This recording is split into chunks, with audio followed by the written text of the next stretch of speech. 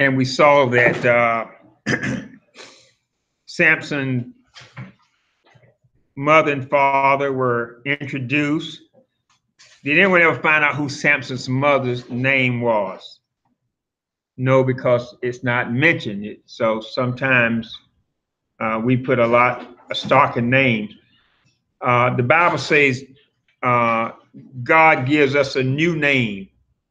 So when God gives us a new name, the only two people that know that name is God. Well, only one person knows that name is God, and you will know it when you get in your spiritual body, and He'll whisper to you your answer to another name. So your earthly name is not going to be how you are known in heaven.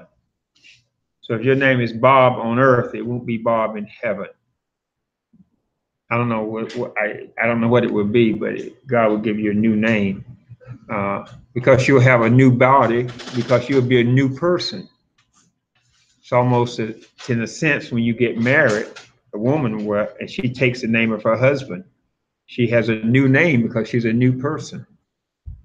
And so we get married to Christ, He's going to give us a new name. But Samson's father's name was Manoah, and his name means rest, R-E-S-T, so a sense of peace. But history tells us and tradition tells us that Samson's mother was a very beautiful woman. She was gorgeous. The history tells us that. An angel of the Lord appeared to her and said to her, "You are barren, and you shall bear a son." And then, of course, we go through the whole dialogue of chapter 13, in which Samson's father wasn't there initially.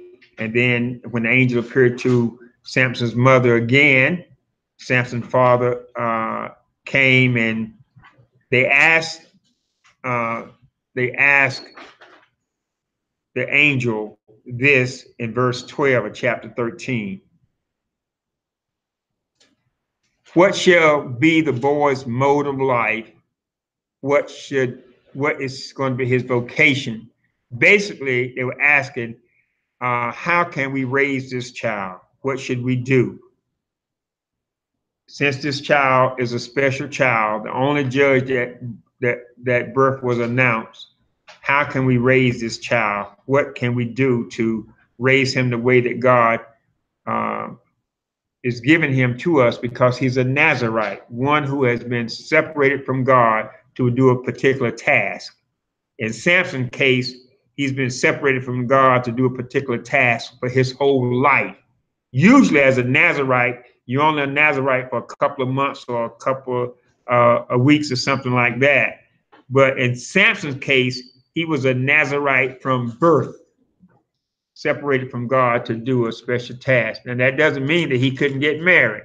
So when we have in some religions or some denominations or some churches where men can't get married or women can't get married because they're separated to God, Samson was separated to God for life. And so marriage is not forbidden. You can be married and just as dedicated to the Lord. Of course, you don't have to be, but being single doesn't make you any more special than being married, or being married doesn't make you any more special than being single. You can be dedicated to the Lord either way. It just depends on your calling. So Samson was birth was forecast, and then the Bible tells us in verse 24 rather, of chapter 24, then the woman gave birth to a son and named him Samson, little sunshine. Samson, little sunshine.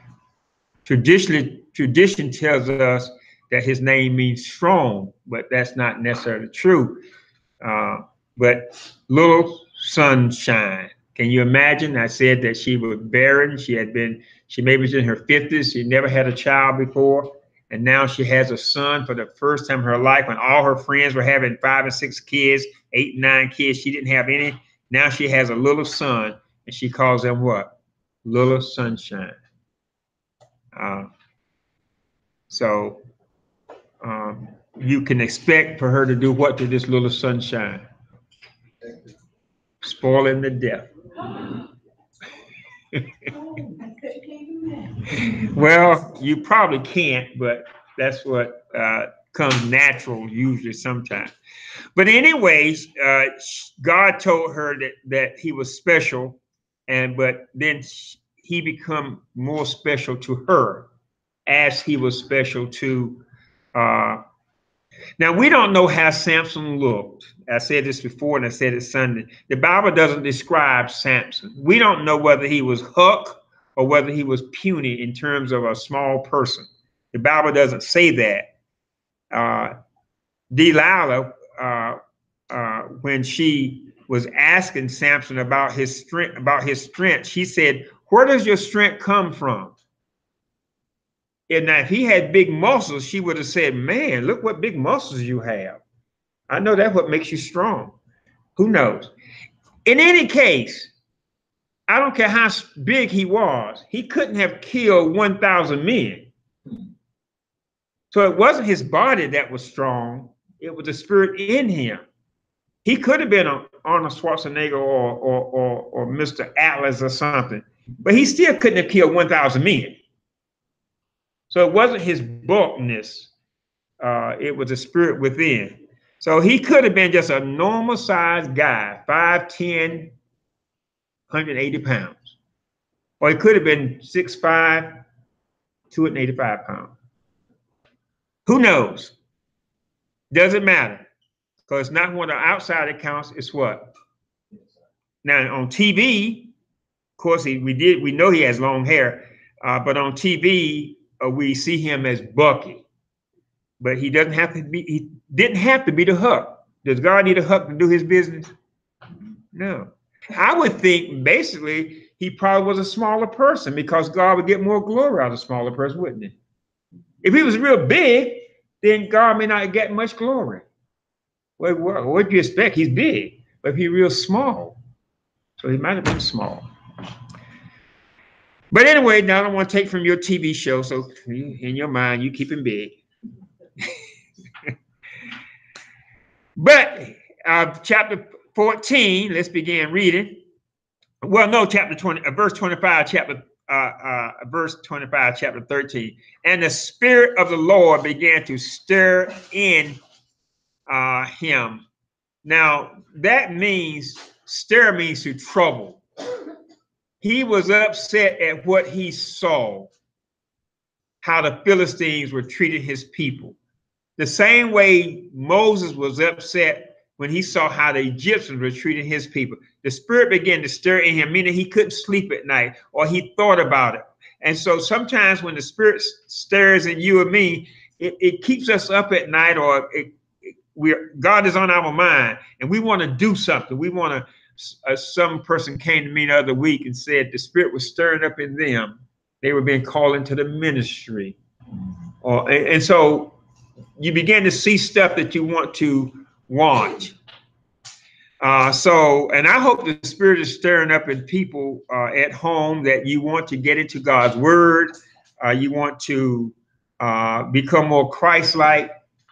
When the Spirit stirs up, it's like a storm, like a hurricane, like a twister. You want to move.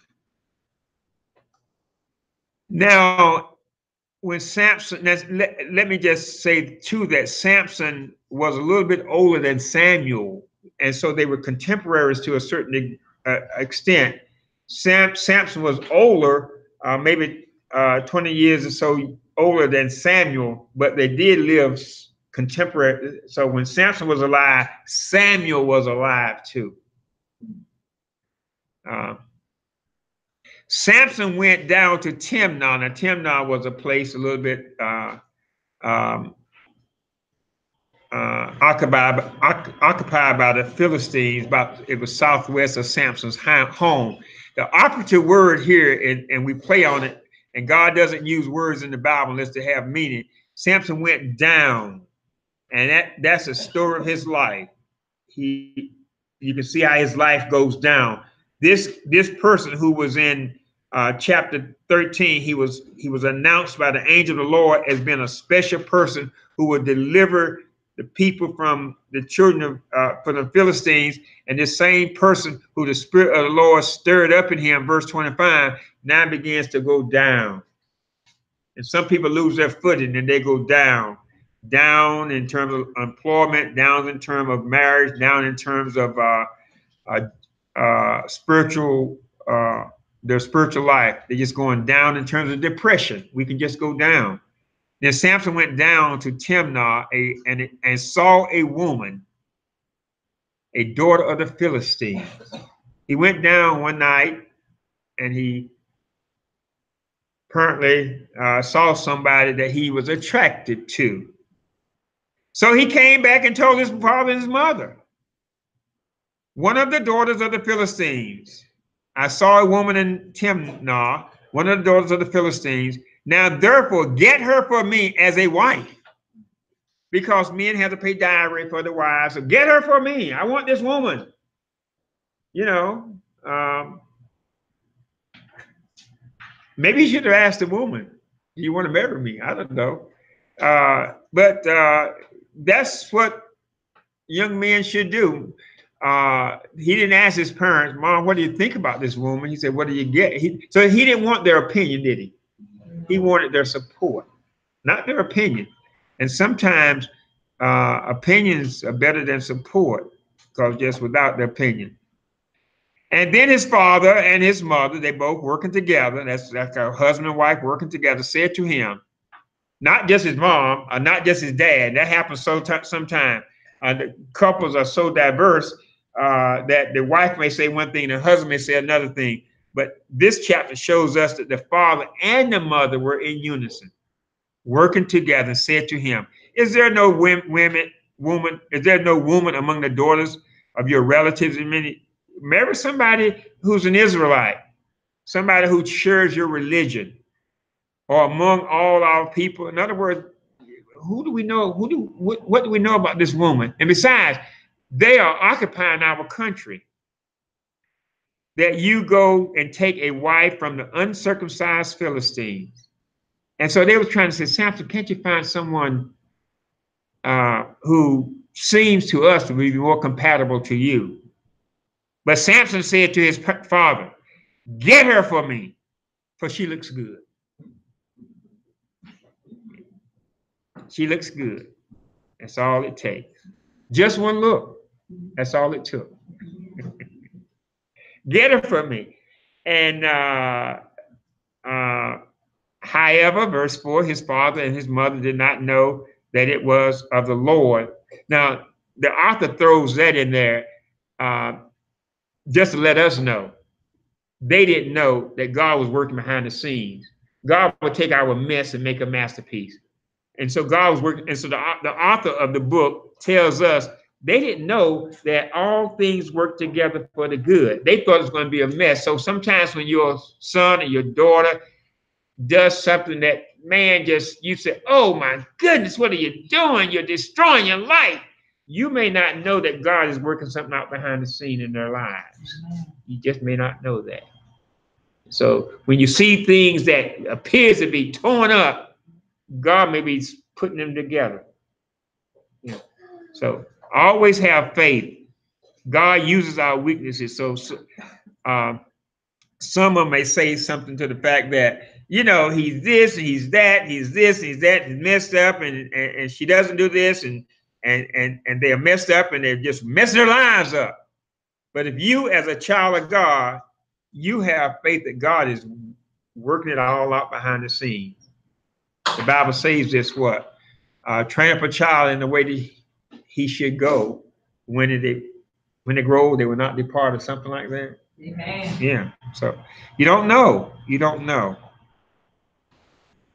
So don't ever think that just because your son or your daughter is not where you want them to be, it may be where God is working them out to be. Yeah. So don't despair when they don't do what you want to do.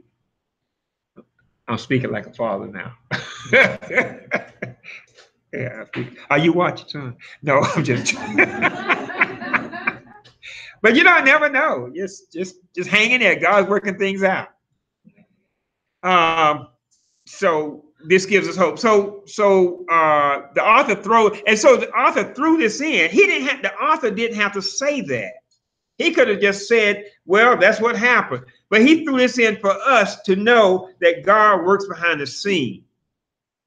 Who is he talking to? However, his father, he's not talking to Samson and Samson's dad. So who's the Holy Spirit talking to? He's talking to us who have children. He's letting us know that Samson and his mom didn't know, but we ought to know that God is working behind the scene in our kids' lives. So that never give up on your children.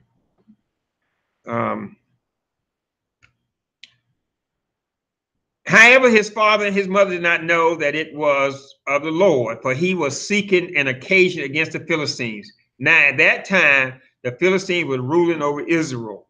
Then Samson went down to Timnah with his father and mother. So his father and mother consent to go get the woman. So they went down with Samson and came as far as a vineyard. Now, somewhere in here, Samson either behind his parents or in front of his parents because he strays from his parents. I'm not sure why. Maybe he was running ahead of them, or maybe he said, y'all go ahead, something like that. But when they got to a vineyard, they sort of separated for a while for some reason. And behold, a young lion came roaring towards him. Now, his parents are not here yet. So his parents may be someplace else. I'm not sure where they are. And a young lion comes towards Samson in verse 5. And when that happened, look what again. The Spirit of the Lord came upon him mightily, verse 6. What does the Bible say? Satan is like a roaring lion. And how are you going to fight Satan? With the Spirit of the Lord. Not by might nor by power, but by what? Spirit, says the Lord. So in verse 6, the Spirit of the Lord came upon him mightily. For those who are watching, we're in Judges chapter 14, verse 6. And the Spirit of the Lord came upon him mightily. I like that. Came upon him mightily. That's what gave him his strength, not his muscles. So he tore him as one tears a young goat, though he had nothing in his hand. He just tore it up like that. You ever seen these big guys, when they get a thick telephone book and they can rip it apart? I had one about 3 pages. I couldn't rip it. But these guys have these big ones sometimes. They can rip them apart. And so Samson didn't have anything in his hand. He put his hand into the lion's mouth, like what you see on TV, and tore it apart.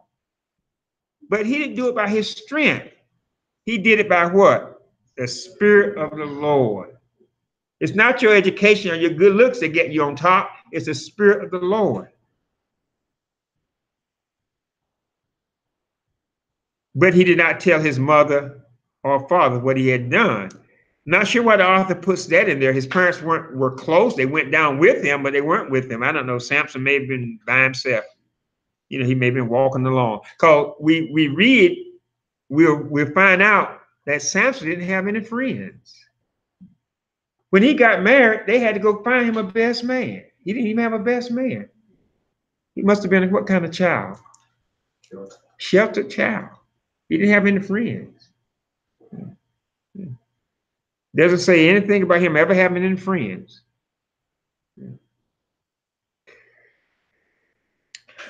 But anyway, somebody say anyway.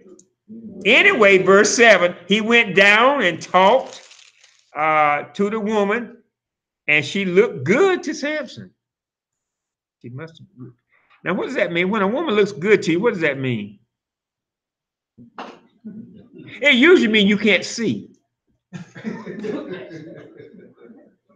She might be good looking. I'm not talking about her look. I'm talking about your seeing. Because you can't see. Yeah, you're blind. Yeah. But she is good looking, but you can't, the guys used to say something like this, man, she got you. Yeah. You can't see. And Samson, and okay.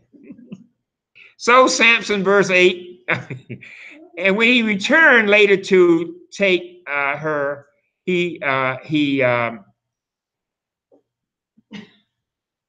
sometime later, Samson came and uh, uh, the lion had began to sort of rot away. So it must have been several months. He came down, met the woman, parents met the woman, then he went back home, and that's how it was back in those days. You sort of get together and you meet, but you don't consummate and all that. You just get together. You're going to marry him, yeah. And they chose, and their families met, and then later on, about several months later, when he returned to marry her, when he returned later to take her, so he came back home about several months later, and he turned aside to look at the carcass of the lion. Now he saw where he had killed this lion. Now he saw the carcass of the lion. And behold, a swarm of bees and honey were in the body of the lion. Verse 9, so he scraped the honey into his hands and went on eating as he went. Now, in Leviticus chapter 11, I won't go there, but it says if you're a Nazarite, you don't touch anything unclean or any dead animal as a Nazarite. That was just one of the conditions. So Samson was a Nazarite. So he right now breaks the law of the Nazarite. He goes over to the lion. And he sort of, he knows the law probably. His parents had taught him, but he disregarded that. Leviticus chapter 11, verse 39, if you want to read it. And so he sees the honey in the lion, and he scrapes the honey into his hands and went on eating as he went. He didn't care. He just cocky and spoiled. He just eating honey dripping off from his face. And he's, going to get married. And when he came to his father and mother, he gave some of them and they ate it, but he did not tell them that he had scraped the honey out of the body of a lion. He didn't tell them that he had touched a dead animal, because they would have known that as a Nazarite, he shouldn't have done that. And then verse 10, look at the word down again. Then his father went down to the woman, and Samson made a feast there, for the young men customary did this. So Samson went to the woman's house in the land of Timnah, and they had what we call a bachelor's party. Anyone ever have a bachelor's party or a bachelorette party? Now you skipped everything, went to the honeymoon. You got married though, didn't you? Yes, I do it. Let's go. Okay, well, anyway, some people have bachelor parties and bachelorette parties. I don't know what maybe they do. I don't know. I've never had one. But they had a big feast. It was customary. Verse 11, and it came about that when they saw him, they brought him 30 companions to be with him. They gave him 30 friends. He didn't have friends with him. Now, can you imagine these 30 friends of the Philistines? They weren't Samson's friends. So he didn't have his groomsmen. Normally, when you get married, you have your friends, and your bride has her friends. Well, Samson had his wife friends, and his wife has his wife friends. Samson just all by his lonesome, because he was what kind of child? Sheltered, maybe spoiled too, but he was God's child, and he was a special man. And we're going to see that. Everybody has flaws, don't they? Amen. Yeah. Verse 12. Then Samson said to them, I don't know why he tells this riddle here, because no one will really know it, but he's sitting around with the guys that don't know him, and he's probably the only Israelite there. So he's sort of, maybe he's good looking, and, maybe he is kind of buffed up. I don't know, but he's sort of throwing his weight around, and he tells them a riddle as they were drinking and smoking and all that kind of stuff. But he's among what? The enemy. These are not his friends, but he doesn't know any better. And then Samson said to them, let me now propound a riddle to you. If you indeed would tell it to me within the 7 days of the feast and find it out, then I will give you 30 linen wraps and 30 change of clothes. And that's sort of expensive stuff, you know, clothes and stuff. But if you're unable to tell me, then you shall give me 30 linen wraps and 30 changes of clothes. And they said to him, propound your riddle that we may hear it. And so Samson gives them a riddle. And he said the riddle was, and the riddle had to do with eating the lion. And he said to them, so he said to them, out of the eater, that's the lion, came something to eat, that's honey. And out of the strong, that's the lion, came something sweet, that's the honey. But they could not tell the riddle in 3 days. So while they were having the bachelor party that would last 7 days, that's a long bachelor party, isn't it? Yeah. By that time, bachelor party lasts 7 days. See, I started to say something like I changed my mind. Yeah, I changed my mind. I was saying something crazy. And after 7 days, look at after the fourth day, brother, look at verse 15. Then it came about on the fourth day that they said to Samson's wife. Now, can you imagine what was going on for the first 4 days? And they were saying, tell us. And she wouldn't say anything. And so they got angry. They said, entice your husband. Now, they were not married. They were engaged, sort of like Mary and Joseph. They were sort of married in the legal sense, but not married in the romantic sense. They had not consummated the marriage by having their honeymoon night. So they said to Samson's wife, entice your husband that he may tell us the riddle, or we will burn you and your father's house with fire. Have you invited us to impoverish us? Is this not so? So these guys that they invited, they turned on Samson's future father-in-law. And Samson's wife, then she got scared because these are her Philistine brothers and she knew how they were. So she got scared in verse 16 and said, she began to weep. Samson's wife wept, and before him he said, you only hate me and you do not love me. You have propounded a riddle to the sons of my people and have not told it to me. And he said to her, behold, I have not told it to my mother and my father either. That's the worst thing you could say to your wife. You don't never bring your parents into your argument. For those of you who are married, I'm talking to you now. I'm talking to you, but watch me by way of YouTube and Facebook. If you're married, never bring your spouse, your parents into your argument with your parents. Never say, but my mother, or you're not, or my father. Never bring your parents into an argument with your spouse. Yeah. Now they'll bring them in.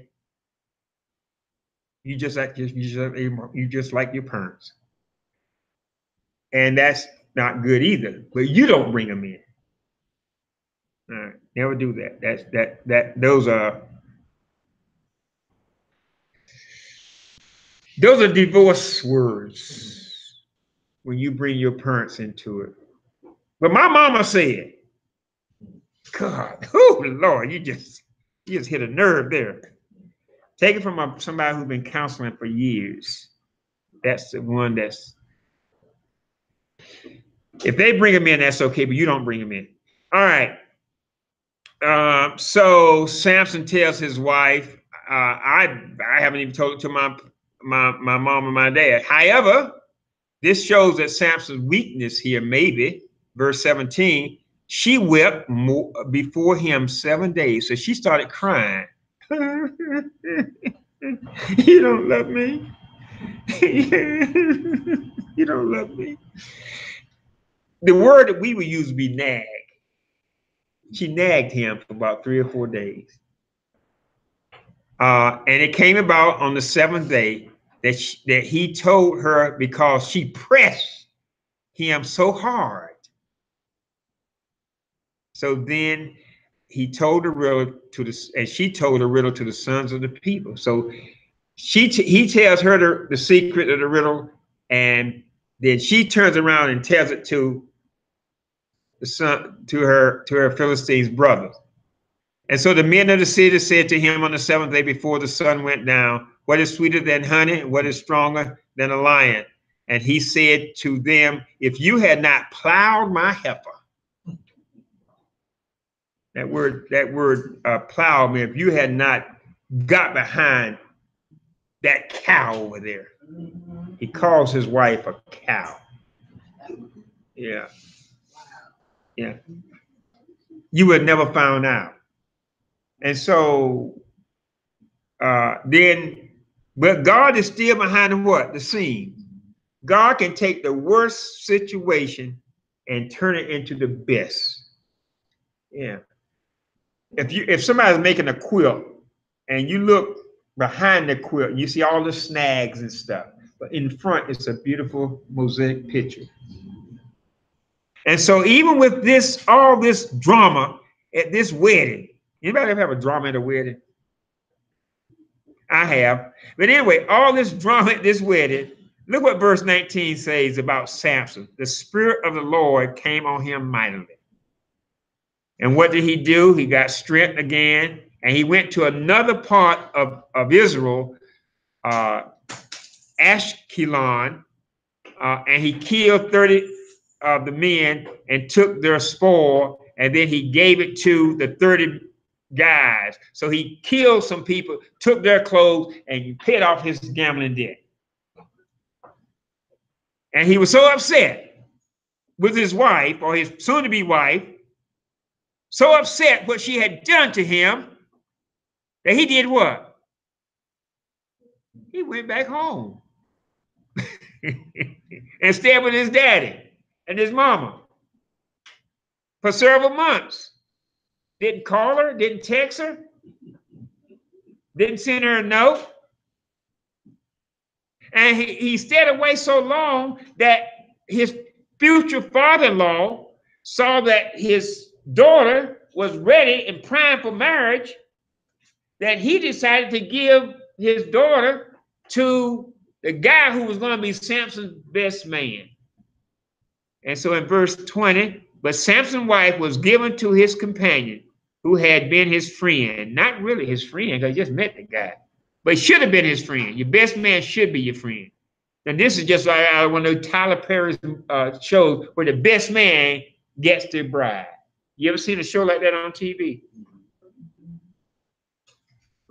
Where when the preacher's saying, do you, and the bride is looking at the groom, and the best man is like winking. Yeah, I do.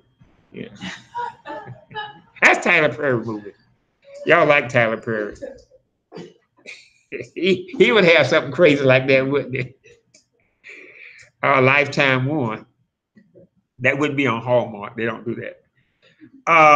So that's drama, isn't it? This is really a story, but the idea is, what's the whole essence of this? That God is behind the scenes. If you in the worst family situation, your brother, your father, your mother, your sister, your brother, y'all have so much drama. But if you are in the Lord, he'll work things out in your favor. Yeah. You can be in the mess, but not of the mess. And so God was still in the picture. Sometimes we think with all the drama that how could God be in this picture? It says in verse 15, but after a while, in a time of wheat harvest, after a while, several months passed. And Samson said, well, I think I'll go get my wife now. We're just told in verse 20, where's his wife? With his best man. Yeah, he said, I think I'll go with my wife now. You know, what's that not proverb, what's that old saying? One who I can't think of. I can't even think of it now, but it's something where if you hesitate or something like that, it means hesitate. Then you will not get it or something. One who hesitates. What was that? Yeah, something like that. Yeah, and that's what Samson did. After several months, he decided to come and get his wife. Look at chapter 15, verse 1. But after a while, in the time of the wheat harvest, that was several months later. It's probably summertime now. Samson came and visited his wife with a young goat and said, so he brings her a present. I will go to my wife in her room. And so he comes there, he comes to the house, he brings her a goat as a gift. And when he said, I'm going to see my wife, but the father did not let him enter. Wait a minute, Samson.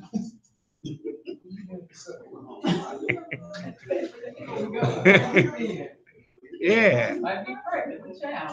I don't think there are any other books in the world that's more interesting than the Bible. Because it has interest, but it has God. Other books has interest, they don't have God. Shakespeare has interest, but it doesn't have God. You got the story is good, but the thing about the Bible, you have a good story, but you know that God is in the midst of it. If you read one of the great novels, it's just a novel. But if you read this, you always think about, man, God is working this out. Yeah. If you read a Raven or one of Edgar Allan Poe's book or not poems, you don't see God in it. Quote the Raven nevermore, but you don't see God. Yeah. So I love the stories in the Bible because behind the scene, you know, God has just got a hammer, chiseling things. So when I read it, you know it's going to come out good. I don't know how yet. I don't know. He goes in, his father wouldn't let him see his wife. You can't go in there. And her father said, Samson thought was going to be his father-in-law, but not. Verse 2, chapter 15 says, I really thought you had hated her intensely. I didn't know you were coming back. So I gave her to your companion.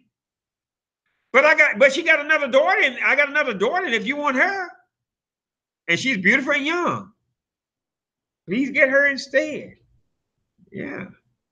But so because his first daughter was at the point of getting married, actually she was already in a sense married. And so if she didn't have a man at that time, then she would have been put to shame. So he didn't want his young daughter to be put to shame. So he said, "You marry her," and so it wouldn't look as if everybody would be snickering and say, "Ha ha ha! You had a honeymoon, you had a bachelorette party, you didn't get married." So he didn't want her to be embarrassed, and so you can understand this. What this father did, he did it for his daughter, and now he said, "But Samson, I got another young daughter in there." And so Samson doesn't want to hear this because the other one doesn't look good to him. So Samson makes a statement. Watch what he says in verse 3. Samson then said to them, this time I shall be blameless. Okay, what I do now, I'm not responsible for. It's not my fault. I'm going to kick some tail, but it's not my fault. So he makes an excuse for his behavior before he does it.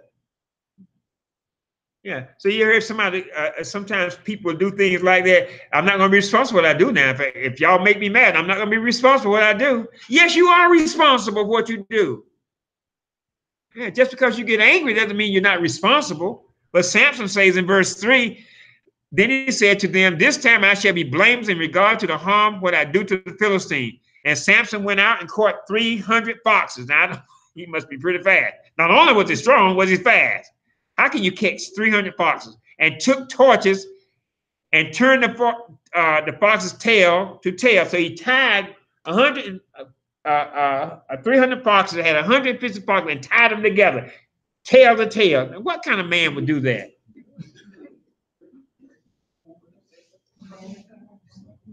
Is this the guy that God said was going to be separating him for life?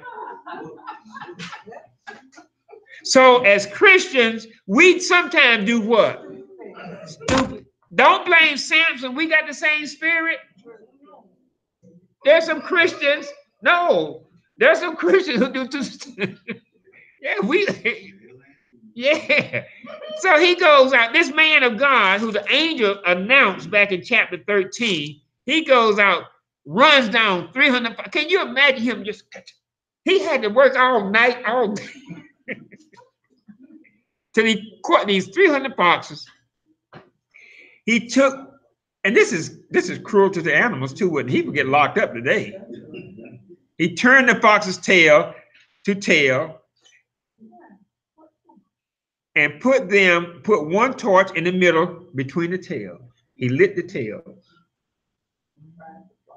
Now go back to verse 3. He said, I'm not responsible for this now.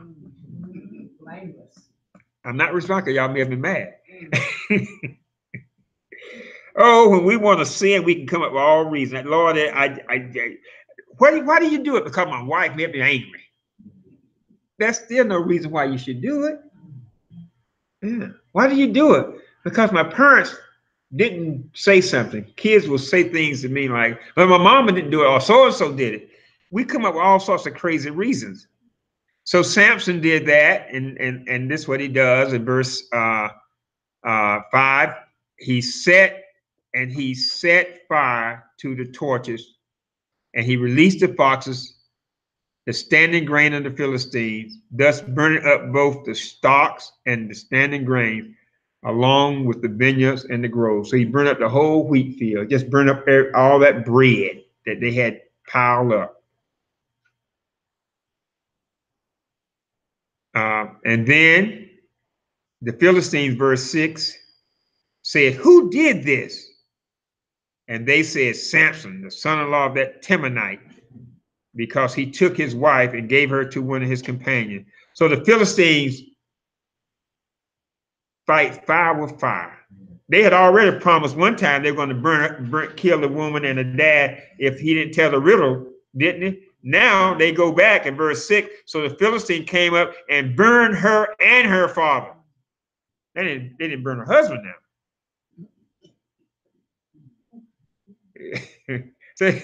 So they just burned the woman and her dad. Can you imagine that? Samson burns the field and they burn Samson. So evil, it's almost like somebody thought Donald Trump, he fights fire. No, he fights ignorance with ignorance. That's just ignorant.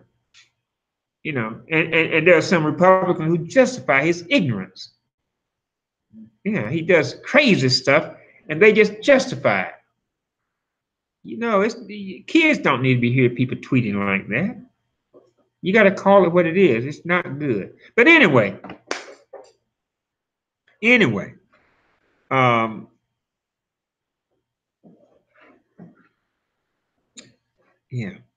on YouTube here. Anyway, somebody say anyway. Samson said to Samson, let me burn my house down. Yeah, I'm glad we got freedom of speech. But Samson said to them, since you act like this, I will surely take revenge on you. But after that, I'll quit now.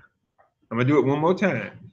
So Samson then, he's going to fight fire with fire. And he struck them, look at verse 8, ruthlessly with a great slaughter. And he went down and lived in the cleft of the rock of Etham. So he sort of went in and killed a lot of Philistines. And then he went and he hid himself. And the Philistines, what time do we have, Brother Everett? So I won't get too late. Okay, but we're not going to finish here. Well, maybe we might finish. I remember it real quick. Then he struck them ruthlessly, verse 9. And then he hid himself after he beat up some Philistines. He hid himself in the cleft. And so the Philistines wanted him. Now remember, the Philistines they have Israel under their oppression. So they are sort of lording over Israel, and they're in charge of the land. So the Philistines want to get Samson. So what did they do? They went to verse 9. The Philistine went up to Judah, and the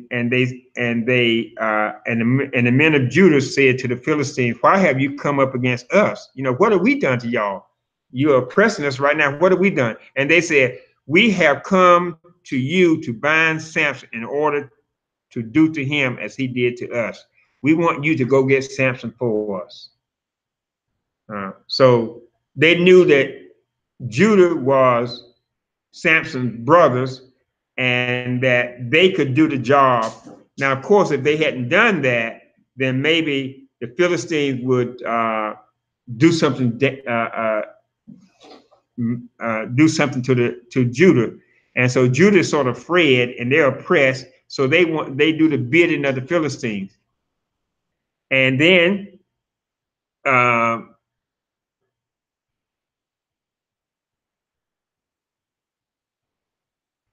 Judah sends 3,000 men to get Samson. Verse 11. 3,000 men went down to the cleft of the rock of Ethan. You remember that show, who was it? Some show that maybe Sylvester Stallone or something, and he was hiding or something. They sent so many people to get him, and you know, Rambo, yeah. And so when you're real skillful, you don't just send a few people. You send a whole regiment to get one person. Like when they hunted Geronimo, remember years ago from reading, and Geronimo only had about a 10 or 15 braves, but they sent the whole cavalry to go get it. Yeah. Or Saddam Hussein. It's only one person. We sent what? 100,000 men just for one guy. Yeah. Because he was hiding in the woods, in the clefts. And so 3,000 men went to get Samson. And the men said to Samson, verse 11, rather, do you know that the Philistines are rulers over us? What then is this that you have done to us? And he said to them, as they did to me, so I did it to them. Not my fault. It's their fault. And the Philistines said to Samson, we have come to bind you so that we may give you into the hands of the Philistines, in other words, so they won't beat up on us. And Samson said to them, okay, I'll let you do it, but swear that you would not kill me. And so they said in verse 13, they said to him, no, but we will bind you fast and give you into their hand, yet surely we will not kill you. And so they tied Samson up with ropes, new ropes, and brought him from the rock. And he was brought in. Can you imagine like this, walking like this when you catch a criminal or something like that? One of these Supermen, it shows Rambo or something like that. And when Samson got there, and the 3,000 men of Judah brought him to the Philistine. And when Samson got there, verse 14, he came to Lehi, and the Philistines shouted as they met him, oh, we got him, we got him. And they began to celebrate. And at that time, when the devil started celebrating on Saturday night, what happened? The Lord showed up Sunday morning. He came out the grave, didn't he? Yeah, you can't keep a good man down. So the devil began to shout. He shouted Friday night, he shouted Saturday morning, shouted Saturday night.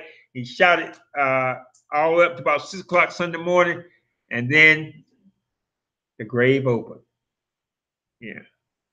And so when the Philistines started shouting that we got Samson now, what happened? And the Spirit of the Lord came upon him mightily, so that the ropes that were on his arm were as a piece of rubber band that is burned with fire. So they became real easy to break.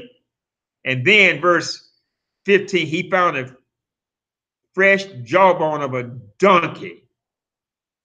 Not a big bone, and it wasn't an old bone, of a donkey.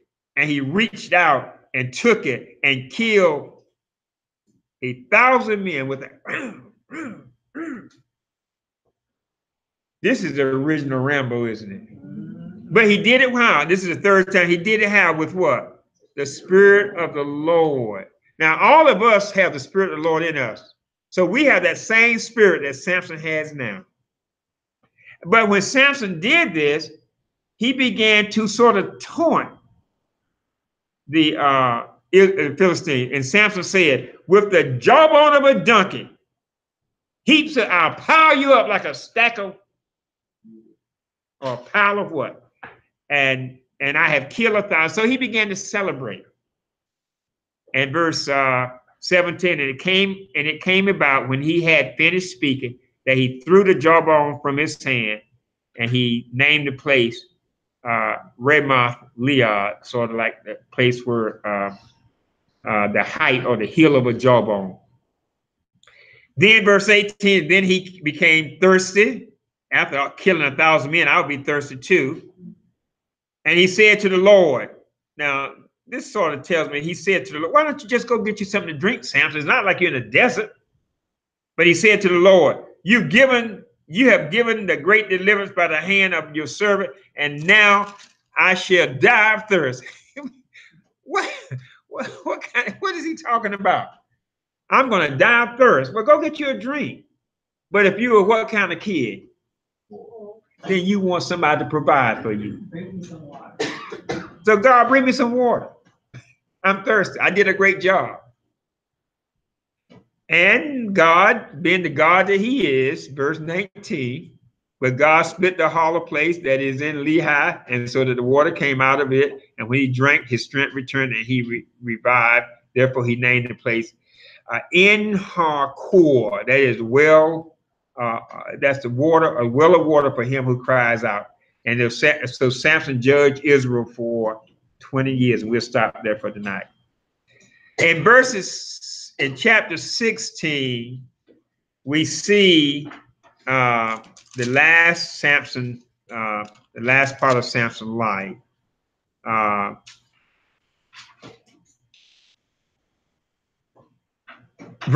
Chapter 16, verse 1.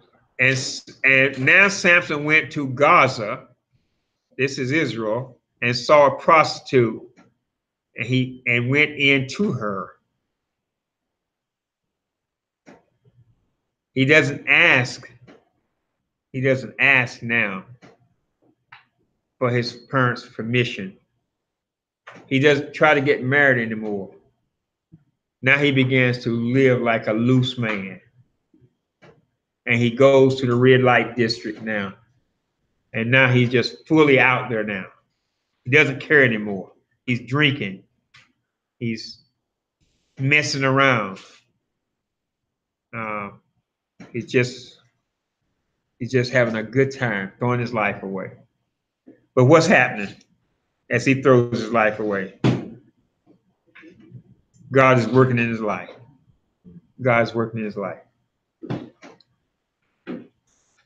When it was told, I'm just want to read this. When it was told to the Gazites, saying, Samson has come here, they surrounded the place and lay in wait all night of the city. And they kept silent all night, saying, let us wait until morning. Like then we will kill him. Now, remember, Samson right now is the judge of Israel. He is the judge. He is the judge, but he's behaving like what? A thug. Yeah, he's just out there. He's the judge. He's in charge. And so now not only the Philistine wants to get rid of him, their own people want to get rid of him. Because he's just out there. And we'll stop there. We'll stop there. And next week we'll see how Samson meets his demise at the feet of who? Delilah. How he meets his demise at the feet of Delilah. I hope that you enjoyed your Facebook time and your YouTube time. We do have questions. I see Tony Townsend is watching us. If you want to go to New Life Bible Church INC and download the question, Brother Ken, you probably have yours already. You can do that.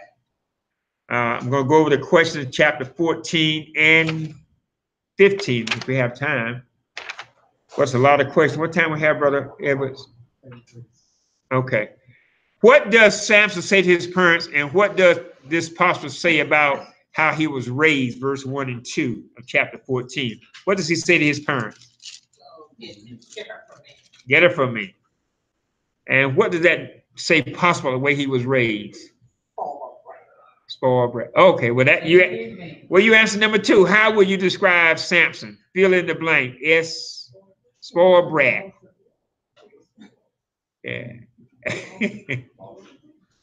What'd you say? Bossy, spoiled bossy. Yeah. What old wise saying? I forget, when you get to heaven, you're going to talk to Samson. He said, yeah, I guess I was. He'll probably say that when you get to heaven and talk to him. It'd be an interesting conversation with him. But Samson, Man, you had all this strength. Where did your strength come from? I thought you'd be big. Yeah. Anyway, what old wise saying does verse 4 and 5 remind you of, which includes the word babies? 4 and 5. What does 4 and 5 say?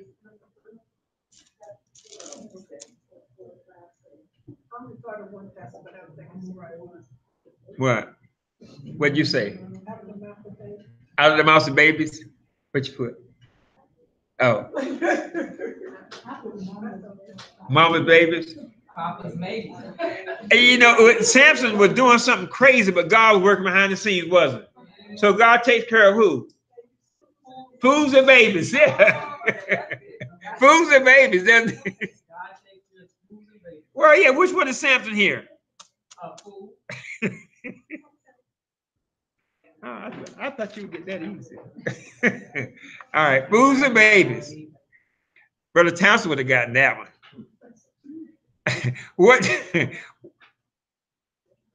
What power does Samson use to kill the lion? Verse 6. The spirit power. Spirit power. What do verses 1, 5, 7, and 10 have in common that patterns Samson's life? Down, right? He going down. You're going down, buddy. I mean, he's going down. What foolish thing does Samson do on his way to his wedding? Right, he goes to a dead animal. Right, and Leviticus chapter 11 says that if you're a Nazarite, you don't touch anything dead. So he violates his vow that he made to the Lord, or that they should have made to the Lord. What individual seemed to be missing at Samson's wedding? His friends, yeah, his friends. Yeah. You went to a wedding where nobody was friend of the groom or the bride. I think I did a wedding one time. I don't think the groom had. Maybe. When your bride has to furnish you groom, you're in trouble. What was Samson's riddle? Do you think it was a true riddle? Did they have enough information to solve it? No, they didn't have enough information. No. They never would have solved it. Yeah, it wasn't a true. It wasn't a true. Yeah, it wasn't. Yeah. Yeah, because he wasn't supposed to touch dead things. Yeah. What did Samson's groomsmen say to Samson's bride to be? Or else what? Yeah. Now you in Israel now, when one of the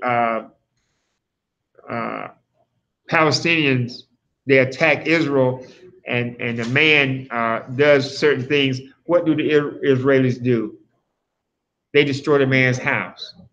So even now, in some parts of America, when you live in the public housing, and if your child goes out getting in trouble and crime, what will they do to the family? Evict you. Yeah, evict you. And so now the Trump administration is trying to say that if you're here on a visa and you've gotten food stamps or something, you kicked out. Yeah. So you blame the pressures on who? You to keep your family together. Yeah, it's not right. Number 10, how did Samson's fiance get him to disclose the meaning of the riddle? She nagged him all night long. Whom did Samson bring up in verse 16? That is anathema. That word anathema means curse in a marriage, especially during an argument. Yeah, don't bring up your parents. Yeah. You may have perfect parents, but not in a marriage. What three-letter word did Samson call his beautiful fiancée after she had told the secret to his riddle? Cow.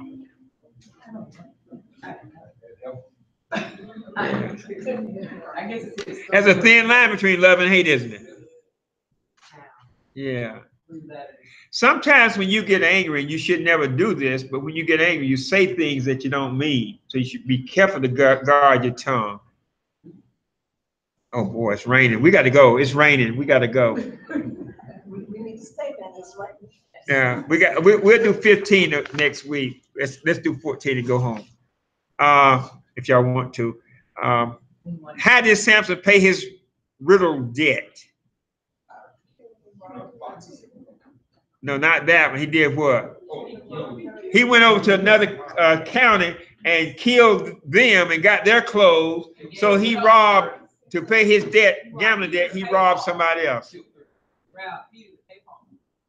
Well, he killed Peter to pay Paul. What happened to Samson's fiance?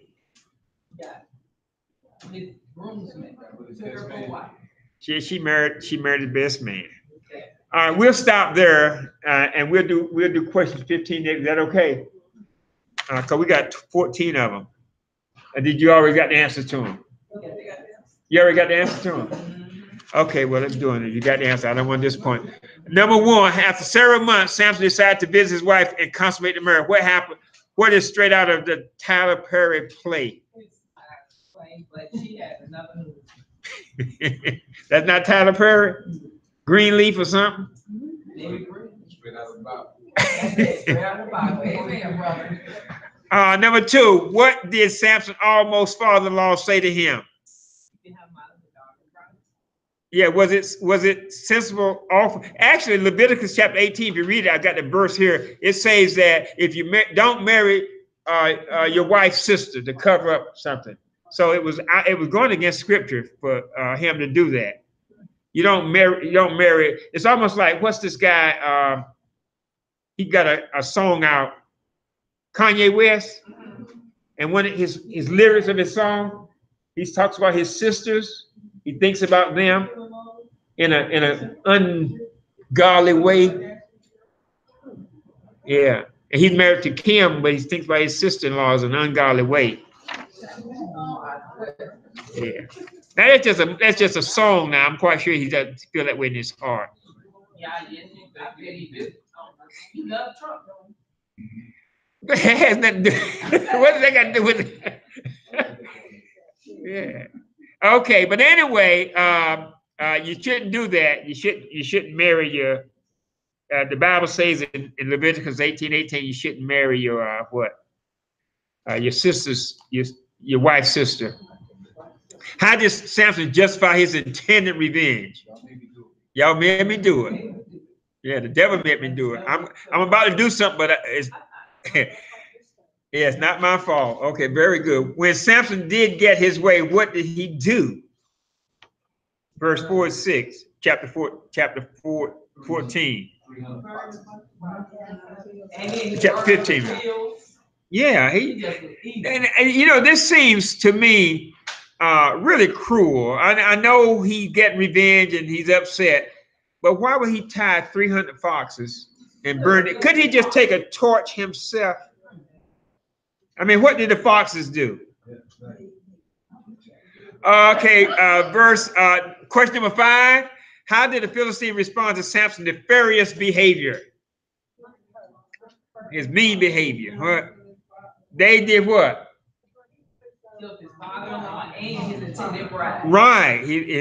They responded by killing his father-in-law and his intended bride. So they responded. And then how did Samson respond to the Philistines' barbarous behavior? He got revenge and he beat them up again. Yeah. So, tit for tat. What scheme did the Philistines come up with to capture Samson? What scheme did they come up with? They got Judah, because Samson from the tribe of Dan, and they got Judah, and they said, what? You guys go get it. How many men did they send? 3,000. Question 8. When the men of Judah, what did the men of Judah promise Samson? We won't kill you. They told Samson, we will not kill you. Right. But they knew who was going to kill him. Right. We won't kill you, but yeah. And so Samson said, okay, if y'all don't kill me, then he knew what he was going to do. And what happened when the men of Judah turned Samson over to the Philistines? He kicked some what? Well, that wasn't the word I was going to use, but I guess we'll use. Yeah, he kicked some tail. I was going to say tail. In verse 16, when Samson said, I'll pile you up like a stack of, as he killed 1,000 people, he said, I'll pile you up. What kind of talk was he talking? Trash talking. Trash talking. Boasting. And so now you see how Samson now, and so we get him in chapter 16, he's going on to the red light district. His life is just totally messed up now.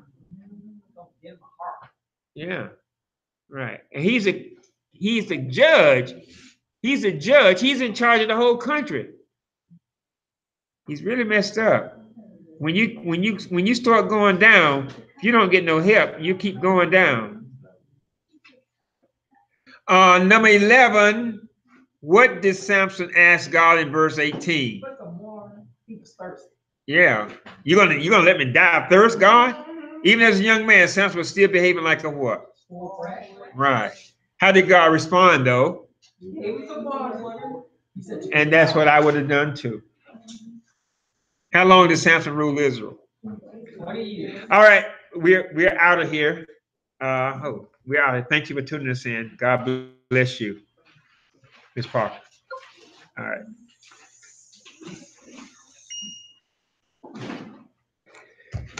All right, Sister Mika, anything?